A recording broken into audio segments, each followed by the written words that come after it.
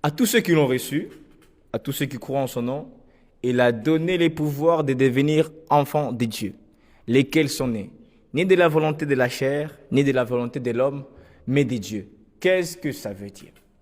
Ça veut dire, du moment où tu prends la décision de recevoir Christ comme Seigneur et Sauveur, il y a ce qu'on appelle la métamorphose sur le plan spirituel. Il y a la transformation catégorique et totale. Mais ça, on ne s'en rend pas compte. On s'est dit, bon, on est sauvé, mais les choses sont restées les mêmes. Non, absolument pas. Les choses ont catégoriquement changé. Ça veut dire, tu n'as pas seulement subi une simple transformation, c'est toute ta nature qui a été changée. Voilà pourquoi la Bible est en train de nous appeler, nous qui avons déjà reçu Christ comme Seigneur et Sauveur, nous sommes des nouvelles créatures. Ça veut dire, notre ancienne version de nous-mêmes est dépassée. Voici, nous avons reçu quelque chose de nouveau. Alors, c'est très dangereux pour quelqu'un qui s'est dit déjà ayant reçu Christ, mais qui continue à avoir les mêmes mindsets, les mêmes façons de voir les choses et les mêmes façons d'agir comme quand il n'avait pas encore reçu.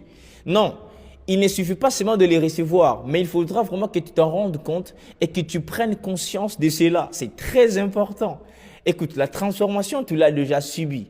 La nouvelle nature, tu l'as déjà reçue. Mais est-ce que tu es conscient de cela? C'est ça la question. C'est comme par exemple aujourd'hui, tu peux devenir, on peut te nommer que tu es devenu peut-être ministre. Le plus important, c'est pas seulement que tu sois nommé ministre, mais il faudra vraiment que tu te rendes compte et que tu prennes conscience que tu es déjà devenu ministre d'un tel département ou d'un tel ministère et que tu commences à agir quant à ce. Alors nous aussi, ayant reçu Christ, nous avons reçu la nouvelle nature, la nature des dieux. Nous avons subi la transformation. Elle est déjà là, présente en nous. Mais le problème, c'est qu'on ne s'est pas encore rendu compte et on n'a pas encore pris conscience de cela. Pourquoi? Pourquoi? Il faudra vraiment que tu sois capable de changer cela et dans ta tête, dans ton cœur et même dans ton esprit. Que tu te dises, ce n'est plus moi qui vis, mais c'est Christ qui vit en moi, comme Paul l'a déclaré. Ça veut dire, le plus important, c'est pas seulement d'être baptisé.